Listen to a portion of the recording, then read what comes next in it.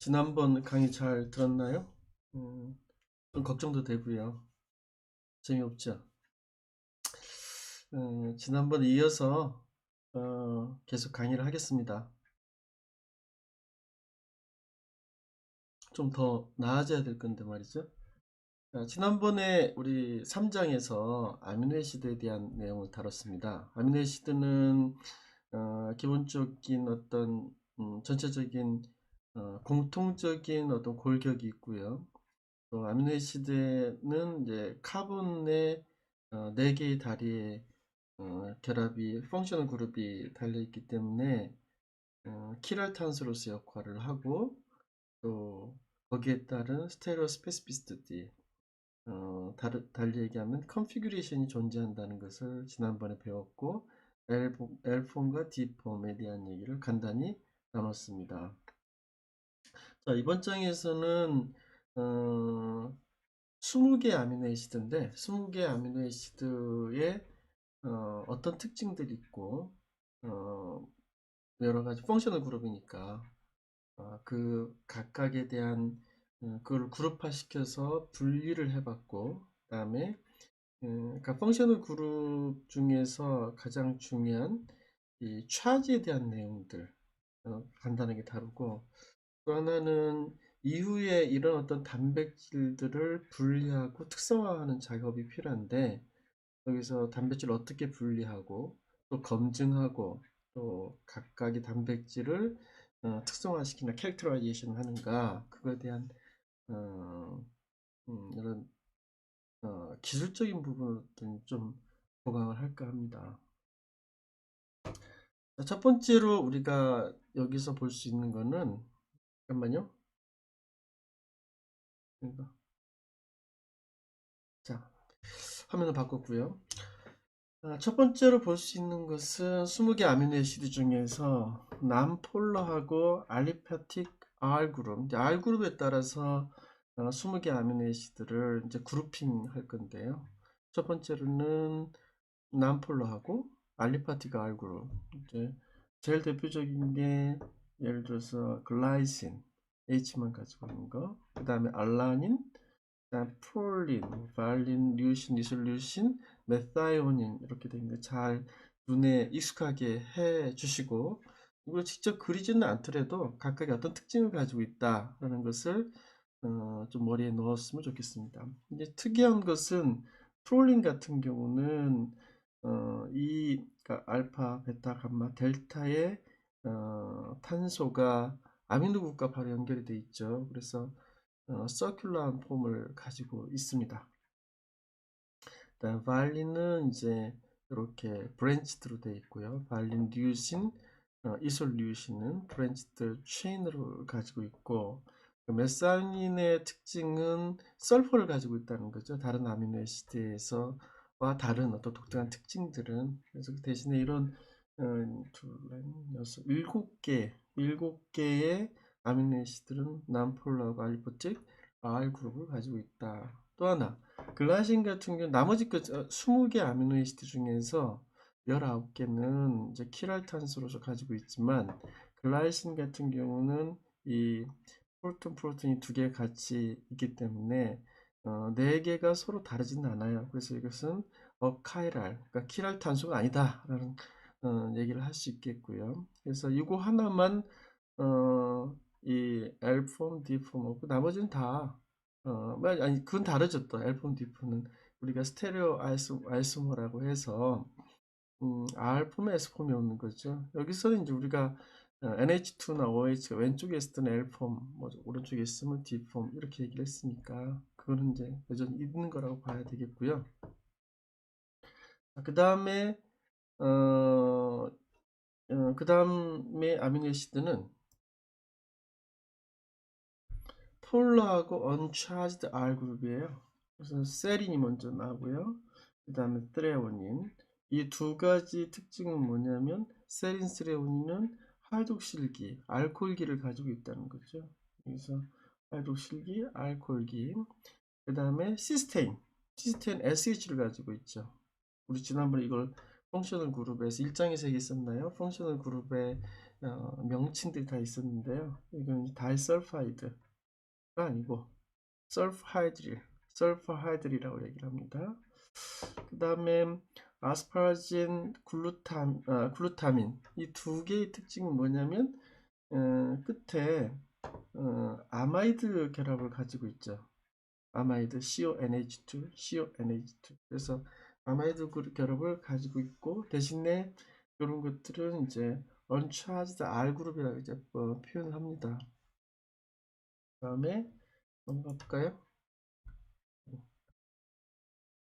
이 중에서 시스테인에 대해서 이제 잠깐 언급을 하면 시스테인 아까 설프하이드릴 그룹이라고 그랬잖아요. 근데 이 설프하이드릴 그러니까 시스테인이 산화가 되면 SS 본드가 되면서 다이설파이드 본드가 되죠. 반대로 환원이 되면 설파이드이 되는 셈이죠. 그래서 시스테인 두 분자가 시스틴이라는 화물을 만들게 되죠. 이렇게 해서 이런 것들이 나중에 왜냐하면 어떤 커다란 단백질란 또는 단백질과 단백질 그러니까 폴리펩타이드 뭐 이런 것들 있을 때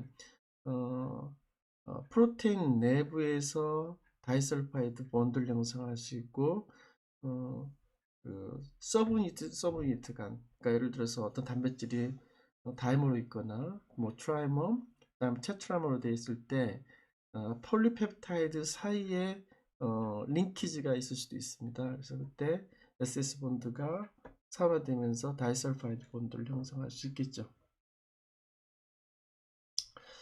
그다음에 세 번째는 positively charged R 그룹인데요. 이거는 라이신, 아르지닌, 히스티딘이에요. 그래서 이 상에서 보면 여기에서 보면 뭐 라이신이나 아르지닌 NH3 아미노 그룹이 있고 그 다음에 여기 NH2가 있기 때문에 플러스 차지를 가지고 있기 때문에 의심할 바 없이 포지티브리 차이드 R 그룹이라고 여겨질 수 있지만 여기에서 히스티딘 같은 경우는 좀 애매해요. 히스티딘은 그래서 지난번에 우리 그 차트에서 기억할지 모르겠지만 히스티딘은 pK 값이 6이에요. 6인데 이것의 지금 포지티브리 차이드 R 그룹이라는 것은 결국은 pH가 7일 때의 이오닉 상태를 얘기를 하는 거거든요. 그래서 그럼 히스티딘 같은 경우는 어떻게 되는가? 그럼 히스티딘은 pK 값이 6이니까 여러분들 생각하면 핸더슨 하셀바하 식이라고 있었잖아요. 그 pH는 pKa 플러스 로그 그 다음에 산분의 염기 이렇게 표현을 하잖아요. 그러면 히스티딘의 산 형태는 여기 NH가 되면서 여기가 플러스 값이 되거든요. 이게 지금 염기 상태고요. 그러면 pH 7일 경우에는 여기가 pH가 7이고요. 그 다음 이게 pK 값이 히스티딘 지금 6이잖아요. 그러면 pH 7은 그 다음에 pK 값이 6이고 플러스 로그 하면 산이 1일 때 염기가 10이라는 얘기거든요. 그러니까 1대 10으로 비율이 있다는 얘기죠. 그래서 산이 1이고 그 다음에 염기가 요게 지금 염기 상태가 10배, 10배 존재한다. 결국은 10분의 1 정도는 산으로 존재할 수 있다는 거죠. 그래서 여기가 pH 7일 때 NH가 10분의 1 정도는 산으로 존재할 수 있기 때문에 이거를 히스티딘을 positively charged R 그룹이라고 했는데 이거는 우리가 생각할 때 예를 들어서 어느 정도까지 10분의 9는 결국은 차지 언차지 된 거잖아요. 10분의 1만 있는 거 가지고 이거를 포지티브리 차이드 R 그룹에 놓냐 이런 좀 논란이 있을 수는 있어요. 어쨌거나 가능하다는 얘기죠. 그래서 그 주변의 pH에 따라서 이 각각의 아미노 애시드의 이오닉 스테이트가 달라질 수 있다. 이렇게 볼 수가 있겠습니다. 자, 네거티블리 차지드 R 그룹이고요. 이 네거티블리 차지드 R 그룹 같은 경우는 이제 아스파르테이트, 글루타메이트가 있겠고요. 아, 잠깐만요. 그 앞에서 내가 언급을 하지 않았던 건 뭐냐면 이 라이신이 이제 앞으로 계속 나오는데요. 이 라이신을 특별히 이제 여러 2학기도 계속 나오고요. 많이 나오는 것들이 이 반응성이 이 아미노 그룹이 하나를 더 가지고 있잖아요. 이 아미노 그룹은 여기서부터 시작하면 알파, 베타, 감마, 델타, 입실룬의 아미노 그룹을 가지고 있습니다. 그래서 이 입실룬 아미노 그룹을 가지고 있는 라이신, 이렇게 기억을 하면 우리가 그림을 그릴 수 있거든요. 이 입실룬, 그러니까 라이신의 아미노 애시드를 그려봐라. 그러면 이렇게 입실룬의 아미노 그룹을 가지고 있으니까 전체적인 공통적인 아미노 애시드의 뭐 예를 들어서 아미노 그룹, 카복실 그룹, 그 다음에 프로톤, 그 다음에 입술론의 아미노 그룹을 그리면 그렇게 요거는 좀 기억하기는 그렇게 어렵지는 않을 거라고 봅니다.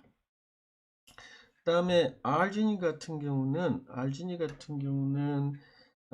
무슨 펑셔널 그룹을 가지고 있어요? 휴민 또는 태연인가? 잠깐만요. 태연인가? 이름을 내가 자신이 없는데요.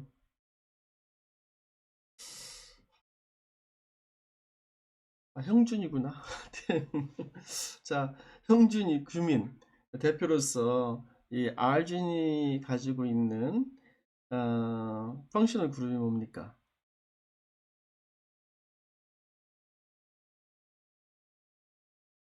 실시간으로 해서 물어봐야 되는데요. 어쩔 수 없네. 요거는 이제 지난번에 얘기했던 구아니디늄이에요. 요거는 엡실론 아미노 그룹이라 하고, 요거는 구아니디늄 그룹. 요렇게까지, 여기까지가 구아니디늄 그룹이죠. 그러니까 알주닌은 그렇게 가지고 있다. 그리고 여기는 뭐냐면 이미다졸 그룹이에요. 히스티딘 이미다졸. 그래서 우리가 유기화학에서 나중에 메디시널 케미스트리를 할 건데요. 이 유기화학에서 어떤 펑셔널 그룹을 조금 알고 있는 게 좀 유리합니다. 이미다졸 그룹을 가지고 있는 아미노애시드는 히스티딘이고, 그 다음에 구아니디늄을 그 펑셔널 그룹을 가지고 있는 알진이다. 이렇게 기억하면 좋을 것 같습니다. 자, 네거티브리 차이드 R 그룹은 아스팔테이트는 알파, 베타 쪽에 카복실 그룹을 가지고 있는 아스팔테이트고, 그 다음에 감마 쪽 알파, 베타, 감마의 카복실 그룹을 가지고 있는 것을 글루타메이트라고 합니다. 그래서 여기 보면 pH가 7일 때 네거티브 차지를 가지고 있기 때문에 네거티브리 차이드 R 그룹이고, 요것과 이제 아스파라진, 글루타민을 같이 기억을 하면 좋습니다. 여기에 아스파라진은 여기가 아마이드 그룹이 있고, 글루타민은 여기에 아마이드 그룹을 가지고 있어요. 그래서 아스파르테이트, 아스파라진, 그 다음에 글루타민 이렇게 기억하면 되겠습니다. 이전에 보면 여기 알파, 베타, 여기에 아스파르테이트는 이쪽에 카복실 그룹을 가지고 있고, 글루타메이트는 여기에 이제 카복실 그룹을 가지고 있는데, 아스파라진, 글루타민은 여기에 이제 아마이드 그룹을 각각 가지고 있습니다.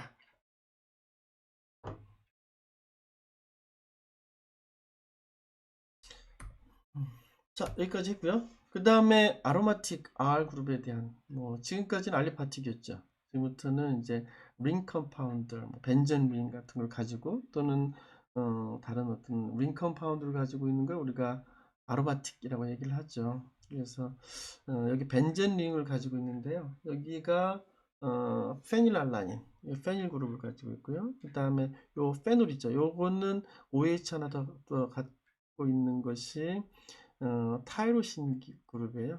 타이로신, 페닐알라닌, 타이로신.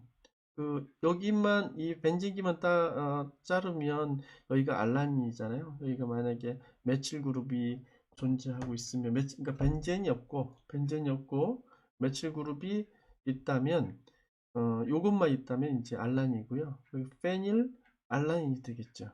그리고 타이로신, 여기는 트립토판 이렇게 얘기하는데 이제 여기에 트립토판의 요 그룹, 요 펑셔널 그룹은 뭐냐면 인돌 그룹이라고 해요. 그래서 인돌의 펑셔널 그룹을 가지고 있는 트립토판인데 요것의 이제 가장 큰 특징은 20개의 아미노 애시드 중에서 280 나노메타에서 흑강도를 나타내는 것이 이제 이 세 가지죠. 그래서 물론 이제 트립토판이 제일 높고요. 옆에 그림을 보면 트립토판이 제일 280 나노에서 제일 높고, 그 다음 타이로신, 페닐알란이 조금 낮네요. 어쨌거나 이 세 가지 아미노 애시드가 어, 방향적 R그룹을 가지면서 280나노메트에서 흑강도를 나타낸다. 이렇게 얘기를 할 수가 있겠습니다.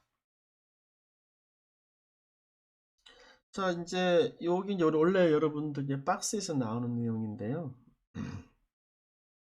이 어떤 단백질의 양을 결정할 때 또는 어떤 물질의 양을 결정할 때 여러 가지 이제 뭐 발색 반응을 일으키고 뭐 이렇게 할 수 있는데요. 제일 편한 건 뭐냐면 흑강도를 나타내는 거예요. 흑강도를. 그래서 특히나 단백질 같은 경우는 아까 280 나노메트에서 흑강도를 나타내는 아미노에시드를 이용을 해서 어, 단백질의 정량이 가능해요. 그런데 이제 제일 문제가 되는 건 뭐냐면 단백질에 이 세 가지 아미노에시드가 없는 단백질이 있을 수도 있잖아요. 그럼 흑강도 안 나타나잖아요. 그래서 이 단백질을 이제 이런 아로마틱 아미노에시드가 없는 단백질을 정량하기는 어렵지만 있고 또 그것을 가지고 이제 한 어떤 단백질이 아로마에시드 특히나 트리토판이 많이 있는 것 같은 게 흑강도로 나타나니까 그거 가지고 흑강도를 가지고 정량을 할 수가 있다는 거예요. 그래서 앞으로 여러분들 이제 DNA 정량, 이제 물론 단백질 정량은 이렇게 흑강도를 나타내서는 하지는 않아요. 다른 여러 가지 발색 방법을 이용을 해서. 왜냐면 각각의 단백질들이 모두 다 똑같이 이 아로마틱 아미노에시드를 함유하고 있지 않기 때문에 그거를 일반적으로 업소번스, 그러니까 흑강도를 나타내서 측정하는 건 어렵다는 거죠. 그래도 흑강도에 대한 내용들이 이제 앞으로 발색 반응을 시키든가 또는 DNA 정량할 때는 굉장히 중요한 이론적 토대가 되고 있습니다. 그래서 우선 여러분들이 이제 알아야 될 것은 램버트 비어 램버트 식에 대한 것을 알아야 되는데요. 원리를 보면 흑강도의 원리를 조금 잘 생각해야 되는데요. 일단 램프 뭐 파장이 나가고 여기서 필터가 되겠죠. 모노크로메트가 280 나노메타, 뭐 260 나노메타, 또는 뭐 300 나노메타. 보통 UV 보통 쬐는데요. 280 나노메타를 여기에서 필터링해서 내고 그다음에 여기 셀이라고 여기에 콜치 셀을 내요. 어차피 UV 같은 경우는 유리 통과 안 되고요. 홀치셀만 이제 통과가 돼 UV 같은 경우는. 그래서 여기 들어가는 빛을 I0로 놓고요. 그 다음에 이 흑강도라는 것을 사실 어떤 물질이 어떤 빛을 스페시픽하게 흑강을 하고 있다라는 걸 측정하는 건 되게 어려워요. 왜? 그 물질이 얼마나 흑강도 하는 거를 직접적으로 측정하는 건 어렵다는 거죠. 그래서 이 흑강도라는 건 사실 간접적인 방법이에요.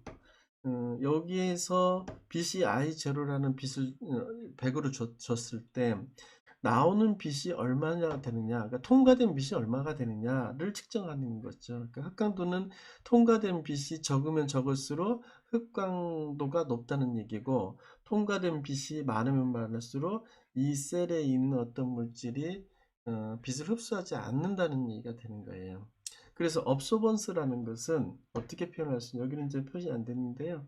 업소번스라는 것은 로그 T 트랜스미션 통과된 분의 1이라고 이제 보통 얘기하거든요. 그래서 여기 보면 A는 우리가 이제 칠판으로 이제 쓰면 설명해 줄 수 있는데 로그 T분의 1로 표현을 해요. A는 observance라는 것은 로그 T는 트랜스미션 얼마나 통과가 됐느냐 분의 1을 우리가 observance라 얘기하는데, 그래서 이 로그 값을 여기 T분의 1을 어떻게 표현되냐면 T는 뭐예요? 트랜스미션 된 거니까 T분의 1이니까 결국은 T분의 1이니까 원래 트랜스미션이라는 것은 들어온 거에 대한 들어온 빛에 대해서 나온 비율이 얼마나 되느냐 이런 게 트랜스미션인데, 요게 t분의 1이니까 결국 로그 값이 업서번스라는 게, 그래서 요거는 로그 t분의 1은 로그 i분의 i 제로가 된다는 거예요. 그래서 이게 입술론 CL로 표현을 하게 돼요. 그래서 이게 A는 로그 t분의 1, 로그 i분의 i 제로는 입술론 CL이 이게 램버트 비어 식이에요. 그러면 결국은 뭐냐면 업소번스는 나온 빛분의 그 인풋 들어온 빛을 로그 취하고, 입술론 CI는 뭐냐면 이 L이라는 것은 여기서 여기까지의 거리예요. 1cm 보통 많이 쓰여요. 여기서 큐벳의 길이. 만약 이게 길면 길수록 어떻게 돼요? 업스번스 더 높아지죠. 왜냐하면 여기 통과하는 빛이 큐벳이 길면 큐벳의 길이가 길면 길수록 더 많은 빛을 흡수할 수 있기 때문에 그런 거고요. 보통 1cm를 놔둬요. 일단 입술로는 뭐냐면 어떤 물질이, 또 어떤 단백질이 좋아요, 어떤 DNA가 좋아요, 그런 물질이 1몰다 흡수할 수 있는 양, 이건 이제 여러 번 측정해 가지고 이제 나온 고유의 값이에요, 어떤 물질들이. 그래서 입술론을 뭐라더라, 몰레큘러 익스팅션 코에피션트라고 그래요. 그래서 몰로 흑강 계수라고 그래야 되나? 일몰이 일몰이 흡수할 수 있는 양이라고 해야 되나요? 흑강 계수로 이제 이건 고정된 값이고요. 그래서 결국은 뭐냐면 이 컨시츄에이션만 남죠. 그럼 업스본스가 나오고 흑강 계수를 알고, 그 다음에 여기 셀의 길이를 아니까 업스본스만 알면 그 물질의 농도를 측정할 수 있다는 거죠. 그죠? 그래서 그거는 이제 나중 일이고요. 단백질은 그렇게 많이 쓰지는 않아요. 그리고 DNA에서는 이게 많이 사용이 되죠. DNA에서는 어차피 DNA는 ATGC 모두가 베이스가 260 나노메스터에서 흑강도를 나타내기 때문에 그게 가능하고요.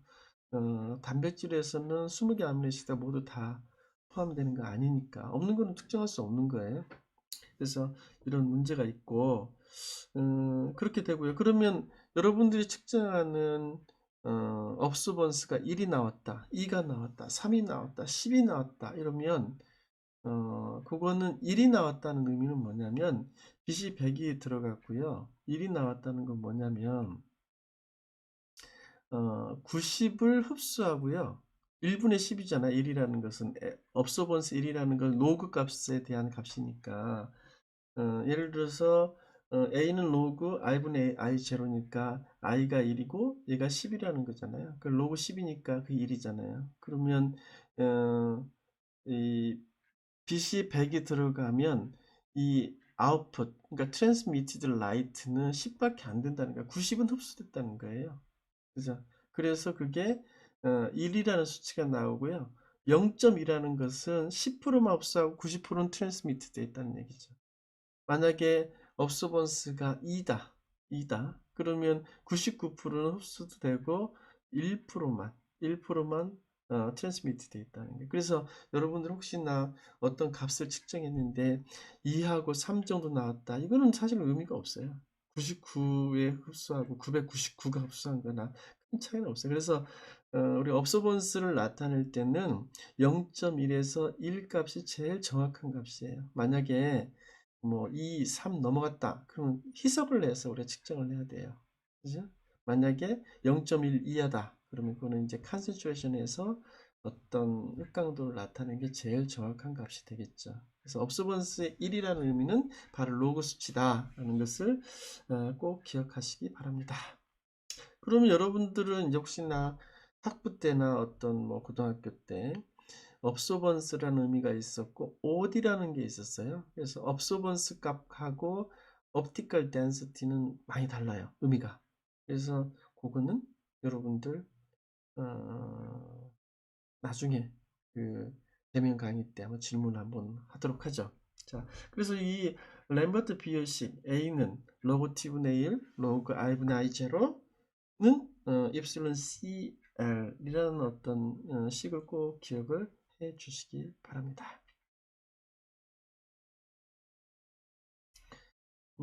그 다음에 이제 20개 아미노애시드 외에 우리가 잘 쓰지, 언카먼 아미노애시드. 근데 뭐 실제적으로 뭐 메타볼리즘이라든지 또 신호전달 이런 쪽에 많이 또 사용되는 아미노애시드예요. 여기 보면 몇 가지, 하이드록시프롤린, 하이드록실라이신 뭐 이런 것들은 실제 단백질에서 이제 보여지는, 근데 이런 지금 보여주는 하이드로시프로 하이드로실 라이신은 단백질이 미리 만들어지고, 포스트 트랜슬레이션 모디피케이션에 대한 내용이에요. 그러니까 나중에 뭐 하이드록실 프롤린을 하이드록실레이션 하거나 라이신을 하이드록실레이션해서 나타나는 것이고, 하나가 이제 특이한 게, 여러분 여기서 뭐 자세히 다루지는 않겠지만, 셀레노시스테인은 셀레노를 취한을 하는 게 아니고요. 셀레노시스테인이 미리 있고요. 이게 트랜슬레이션 할 때 하나씩 하나씩 끼어 들어가는 거죠. 앞서 얘기했던 것은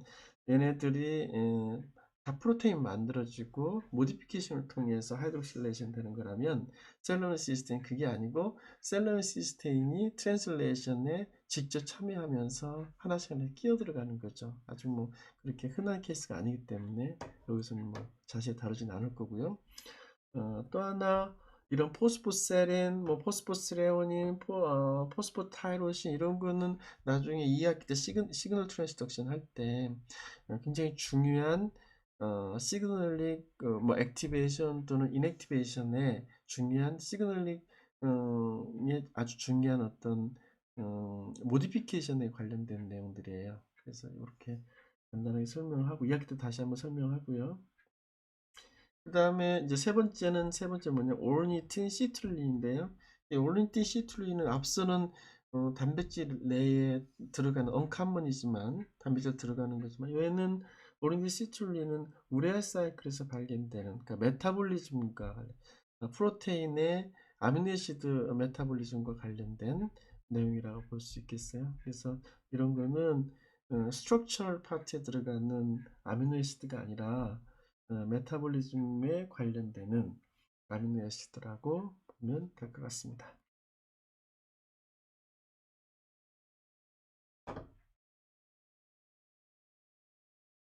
자, 다시 나왔습니다. 이게 녹화를 하면서 그 풀샷으로 하기가 겁나요. 뭐 중간에 실수하거나 중간에 또 자르고 붙이고 좀 하다가 다 날려버린 경우가 몇 번 있어서 녹화를 나눠서 하고 있습니다. 지금은 3월 22일 일요일 9시 반인데 집에서 하는 중인데요. 어, 여러분들 어디에 있어요? 지겹죠? 학교 오고 싶죠? 저도 학교에 가고 싶습니다. 내일 아침에 이제 갈 건데요.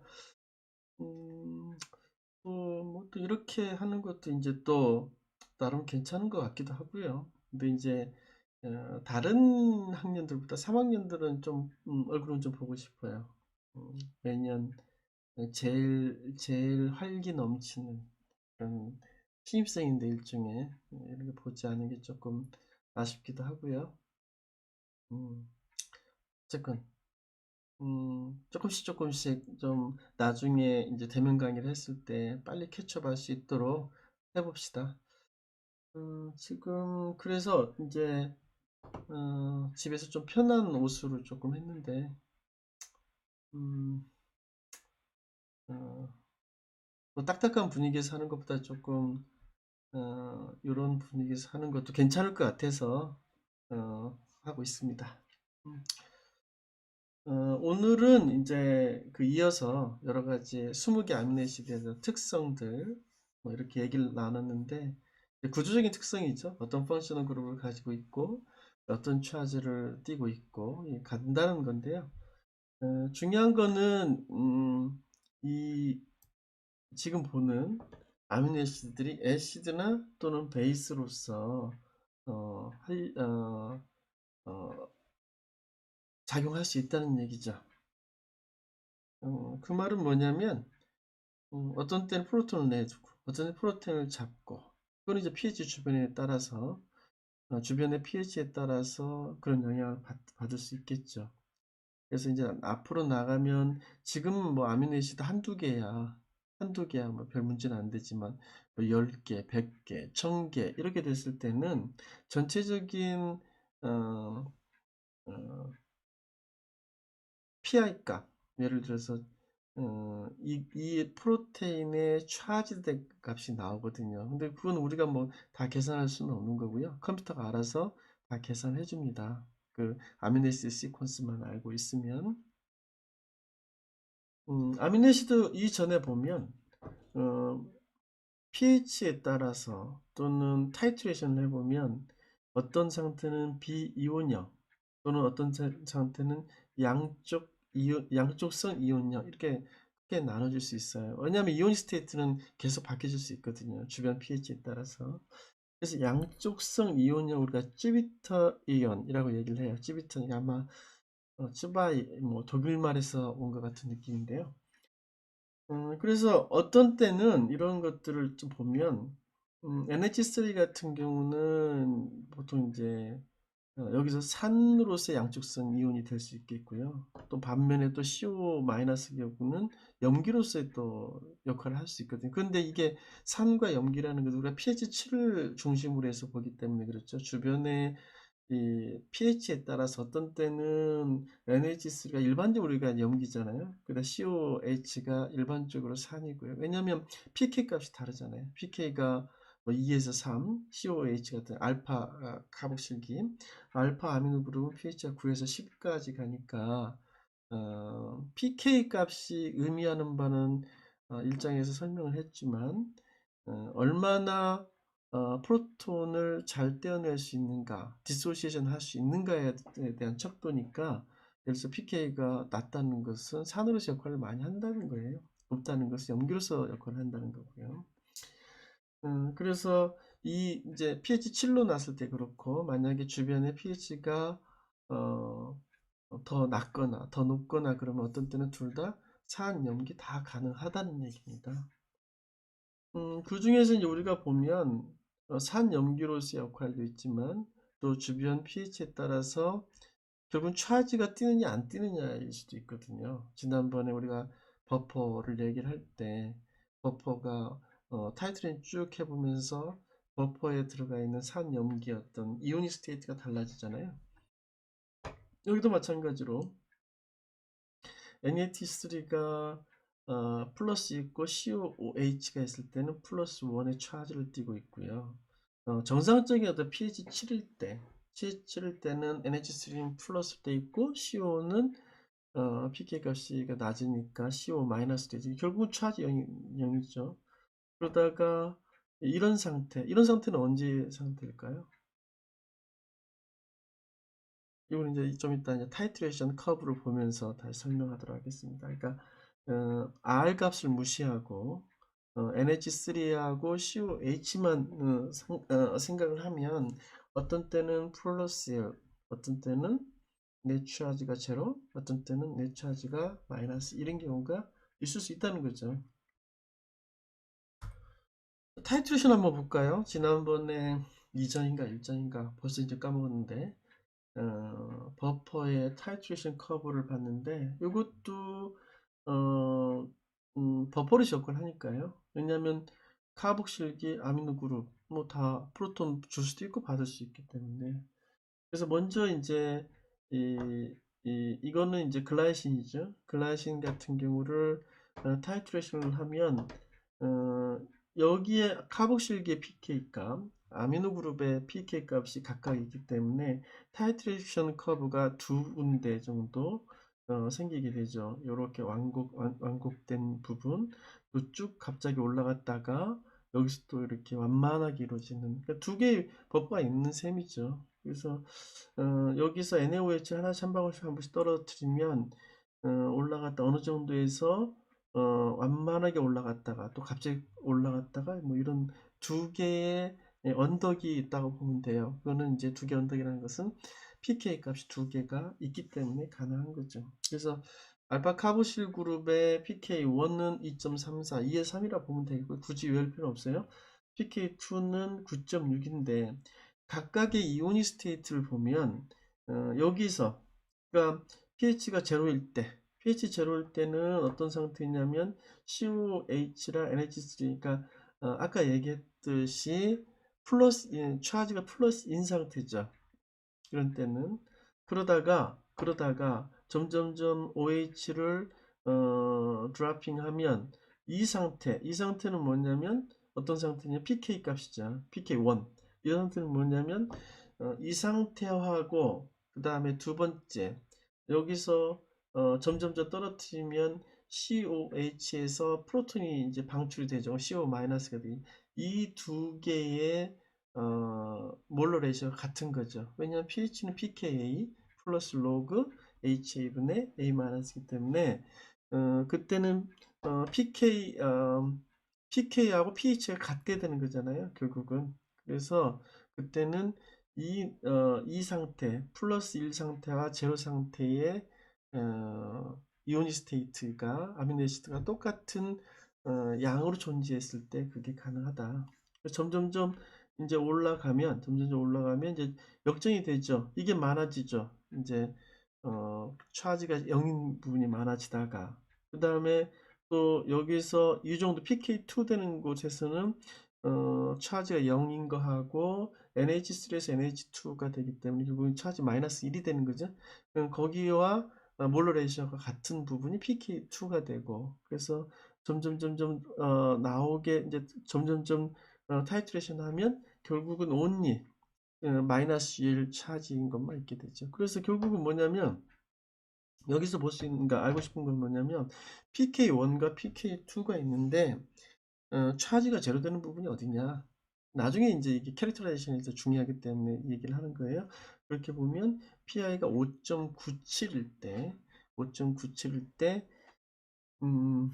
그러니까 PK1과 PK2 합에 2분의 1로 나누면 이제 PI 5.97일 때 넷 차지가 제로인 걸 알 수가 있습니다. 그래서 이 타이트레이션 커브를 그리는 거는 그런 PI 값을 구하기 위해서 이제 필요한 과정이라 보면 되겠고요.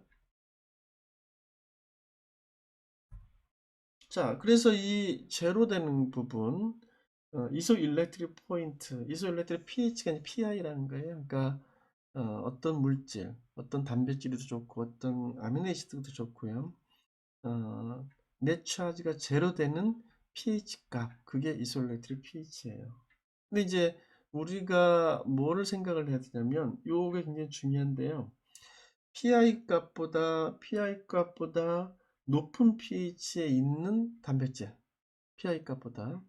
그 말은 뭐냐면 프로틴이 이제 주변이 적은 거잖아요. 그러면 그 단백질은 anion 차지를 띠고 있어. 전체적인 게 PI 값보다. 이건 이제 그래프를 좀 그려주면 좋은데.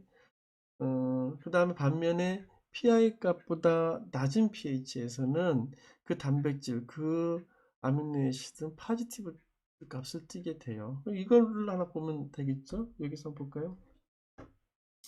예를 들어서 PI 값보다 높은 pH에서 여기 값을 이제 점점 올라가게 되잖아요. 그러면 높은 pH가 되면 결국 뭐가 되냐면 이게 더 많아지는 거잖아요. 계속 PI 값보다 점점 많아지면 여기보다 이쪽 값이 이제 점점 많아지게 되고요. 반면에 PI 값보다 점점 많아지면 이쪽 값이 유리하게 되는 거잖아요. 그래서 PI 값보다 낮은 pH에서는 그 프로테인은 전체적인 넷 차지가 파지티브로 되고요. 그러니까 PI보다 점점점 멀어지면 저쪽으로, 반면에 PI 값보다 오른쪽으로 더 멀어지면 pH가 더 높아진다는 거죠. 그러면 그 단백질, 그 아미노에시드는 네거티브 차지를 띠게 되는 거죠. 이게 나중에 왜 이렇게 중요한지는 단백질 분리할 때 다시 한번 설명을 하겠습니다. 그런 것들 조금 알고 있으면 좋겠습니다. 그래서 단백질은 주변의 pH에 따라서 넷 차지가 바뀌어질 수도 있다라는 것을 알 수가 있습니다. 그러면 넷 차지가 바뀌어진다는 것은 결국은 뭐냐면 컨포메이션이 바뀌어질 수 있다는 의미도 돼요. 그 중에 이제 대표적인 게 뭐냐면 여러분들 나중에 이제 디내추레이션이라는 얘기를 하게 될 건데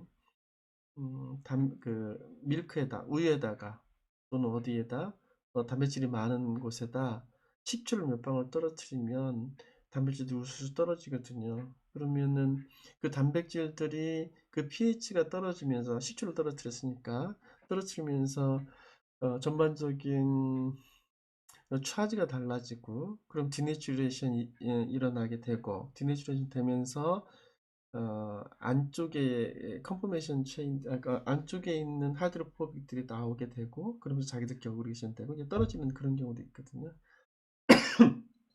그래서 결국은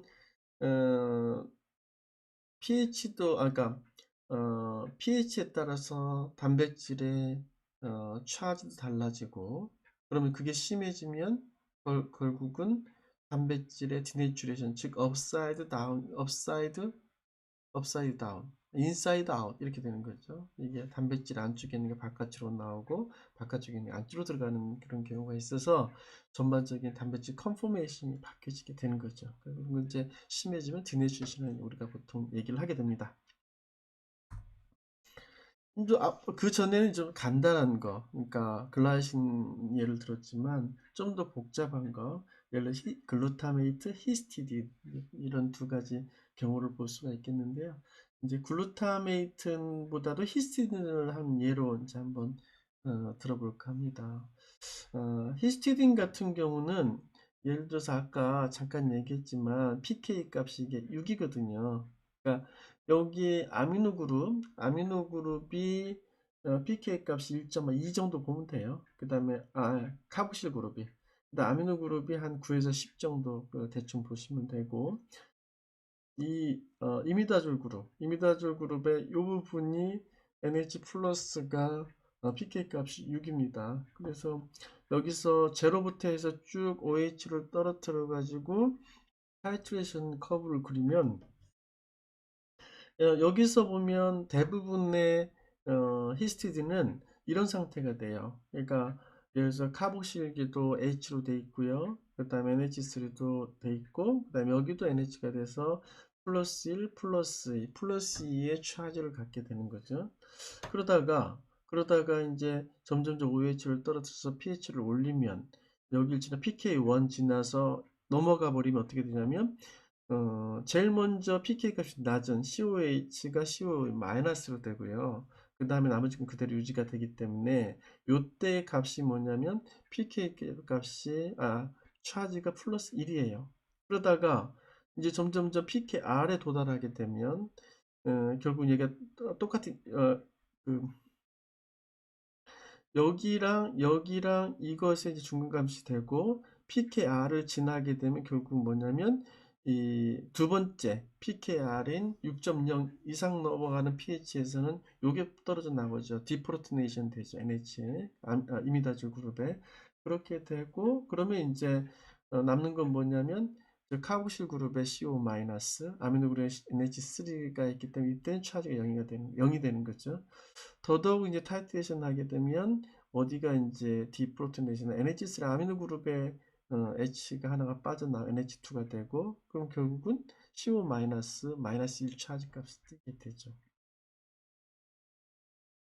그래서 예를 들어서 지금 플러스 2부터 플러스 1, 제로, 마이너스 1까지 가는데, 그러면 이 0 되는 포인트가 어디냐 이거죠. 그렇게 되면 0 되는 포인트가 뭐냐면 pKr과 pK2의 중간값이 0 되는 부분이에요. 그래서 일반적으로 우리가 이 PI 값, 차지가 0 되는 PI 값은 몇이냐? 그럼 pKr과 pK2를 더해서 2분의 1로 한 그 pH 값이 PI 값이다. 이렇게 얘기를 할 수가 있겠습니다. 이 글루타메이트는 여러분들이 한번 참조를 해서 한번 연습 한번 해보시고요. 이렇게 할 수가 있다는 거죠.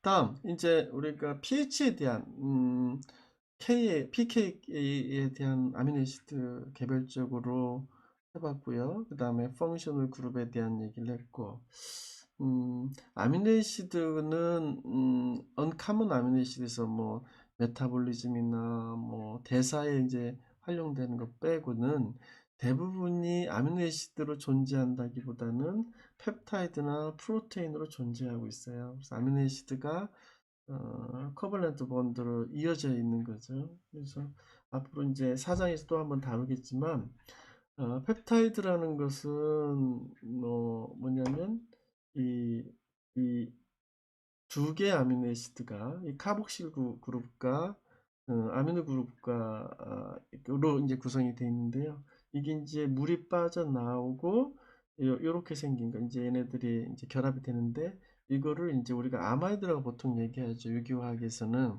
근데 이제 프로테인에서 죄송합니다. 프로테인에서 아마이드를 이루어지는 걸 우리가 펩타이드라고 하죠. 프로테인의 아마이드에서 펩타이드라는 얘기를 하고요. 이렇게 이제 물이 빠져나오면서 이렇게 펩타이드를 해서 뭐 많게는 뭐 1000개, 10,000개 뭐 이렇게 되고요. 적게는 뭐 10개, 5개 뭐 이런 식으로 이루어지게 되죠. 자, 펩타이드는 이제 우리가 알아야 될 게 뭐냐면 방향성이 있어요. 디렉셔널리티가 예를 들어서 아미노 그룹부터 시작해서 카보실 그룹 이렇게 보통 얘기하거든요. 그 DNA 같은 경우는 N터미널에서 C터미널 얘기하듯이 단백질도 N터미널, C터미널, 아미노터미널 뭐 이렇게 얘기를 하죠. 아미노터미널, 카복실 이렇게 얘기하는데 여기서부터 얘기하면 기억날지 모르겠지만 이 R 사이드 체인 CH2OH가 세린이 될 거고요. 세린과 여기는 H니까 글라이신이네요.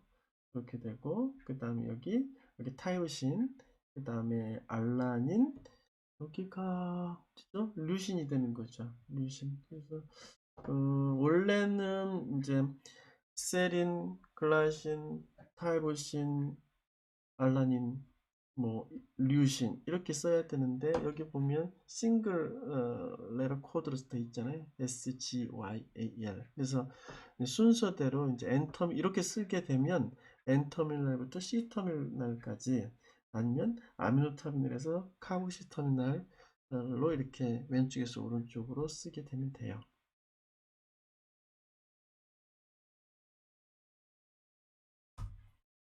다음 넘어갑시다. 그래서 뭐 3 레터 코드 쓰기도 하고요. 뭐 싱글 레터 코드로 쓰기도 하고요. 그 다음에 지금 보면 요거 같은 경우는 이제 아까도 얘기했듯이 아까는 아미노애시드에 대한 어떤 차지를 얘기를 했는데 뭐 요거 이제 올리고펩타이드를 보통 얘기하거든요. 4개, 4-5개 정도 10개 이내의 거는 이제 올리고펩타이드를 얘기를 하는데 알라닌부터 시작 N터미널이잖아요. 여기가 C터미널이고 N터미널부터 C터미널까지 우리가 알라닌, 여기 뭐냐, 글루타밀, 그 다음에 글라이신, 라이신 이렇게 이제 표현을 하는데 pH 7.0에서 각각의 그러면 이제 네 가지 정도 네 개의 아미노애시드로 구성되어 있으니까 이 전체적인 pH 7에서의 내추하지는 몇이냐 이렇게 하면 계산이 가능해져야 돼요. 결국은 뭐냐면 여기 펩타이드로 묶어진 그러니까 원래는 아미노애시드는 아미노 그룹 그다음 카복실 그룹으로 이루어져서 이 두 가지를 다 어, 어, 그 고려를 해야 되는데 음, 펩타이드를 형성한 카복실 그룹과 아미노 그룹은 이제 그거를 고려할 필요가 없죠. 그래서 N터미널의 아미노 그룹과 C터미널의 카복실 그룹만 고려하고 나머지는 이제 R 그룹만 생각하면 돼요. 그래서 전반적으로 여기는 pH 7에서는 내차지가 제로가 되겠네요.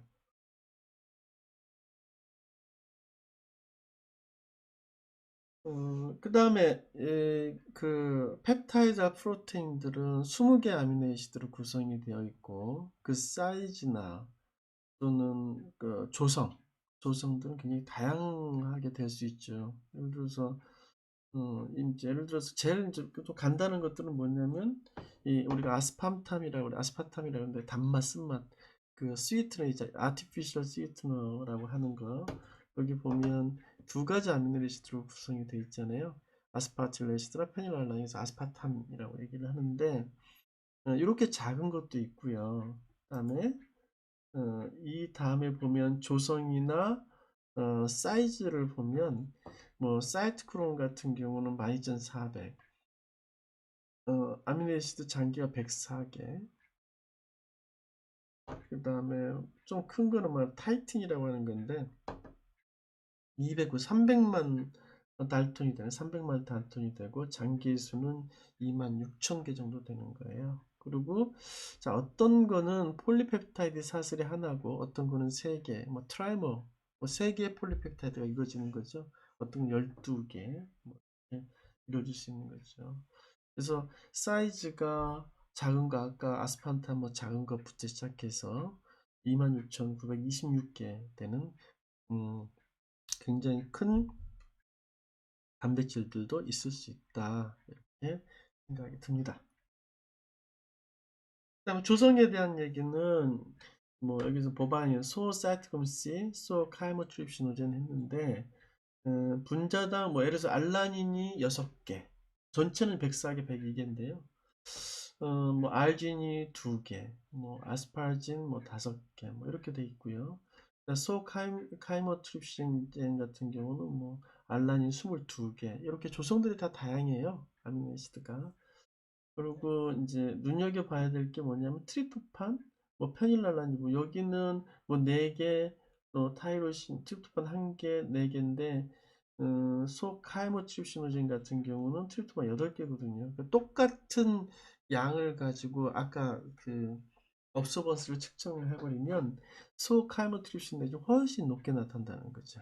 그래서 이런 때는 두 가지를 업소번스를 측정하는 거는 정확한 정량값이 나오지 않겠죠. 그 다음에 하나 이제 우리가 팁은 뭐냐면 이 장기가 아미노애시드가 104개고 분자량이 12,400이다 하는 것은 아미노애시드 한 분자가 평균이 20개가 큰 것도 있고 작은 것도 있을 수 있잖아요. 제일 작은 것은 글라이신이고 큰 거는 뭐 트리토판 뭐 이런 것도 큰 거잖아요. 그런 아미노애시드 평균을 보니까 한 120개 된다는 거죠. 120개에서 120 정도 되고 거기에 펩타이드 물이 빠져나니까 18이 빠져나고 그러면 112? 한 110 정도. 그래서 10개의 아미노애시드로 구성된 펩타이드다. 그러면 110 곱하기 10개 하면 보통 1100 정도 이렇게 되는 거죠. 그래서 이 장기수하고 평균 몰레큘러를 대충 110을 곱하면 거의 비슷한 값이 나와요. 네, 그렇게 이제 생각하면 되겠고요. 그 다음에 어떤 프로테인 같은 경우는 그러니까 아미노애시드 위에 다른 어떤 그룹들이 있다. 우리가 이거를 이제 컨주게이트, 접합 단백질이라고 하죠. 컨주게이트라는 개념은 여러 군데 사용이 돼요. 어, 그래서 요거는 이제 어, 접합 단백질을 하는데 그 어, 단백질 외에 다른 것, 예를 들어서 지질 단백질이다 그러면 지질이 단백질하고 결합이 됐고 리포 프로테인, 뭐 당하고 연결된 당 단백질, 글라이코 프로테인, 뭐 대표적인 게 임뮤노글로불린이죠. 인산 단백질, 포스페이트가 붙어 있거나 힘, 미오글로빈, 히모글로빈이 그러겠죠. 그다음 플라보 단백질은 플라빈 뉴클레 FAD 뭐 이렇게 있는 것들. 그다음 금속이 있을 때 메탈 프로테인 이렇게 이런 것들을 우리가 접합 단백 컨주게이티드 프로테인 이렇게 얘기를 합니다.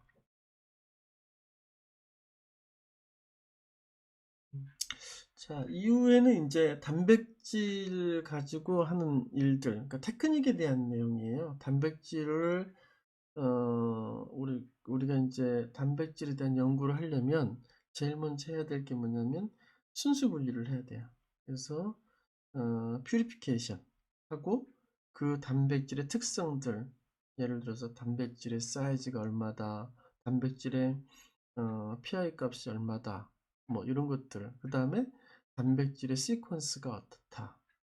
뭐 그리고 단백질의 조성이 어떻다 이런 것들을 연구를 해야 돼요. 근데 그 전에 앞서서 제일 먼저 해야 될 게 단백질을 분리를 해야 된다는 거죠. 그래서 그런 부분이 이제 제일 중요하고요. 제일 급선무예요. 단백질을 분리하는 게. 근데 그렇게 뭐 어떤 경우는 그 단백질이 사이토질 프로테인일 수도 있고요. 어떤 경우는 뉴클리어 프로테인일 수도 있고요. 어떤 데는 멤브레인 프로테인인데 멤브레인 프로테인이 사실 얻기가 어렵죠. 네, 그런 어려움도 있고요. 그래서 단백질을 이제 분리를 해야 되는데 세포나 또는 조직에서 단백질을 얻어내려면 멤브레인을 깨야 되겠죠. 그래서 세포에서 멤브레인을 깨거나 아니면 리버를 그라인더로 이제 블렌더로 갈아서 이제 하는 경우도 있고요. 그래서 다양한 방법으로 어, 세포막을 깨거나 부숴버리는 거는 뭐냐면 우리가 그거를 crude extract라고 해요. 조추출물이라고 해야 되나요?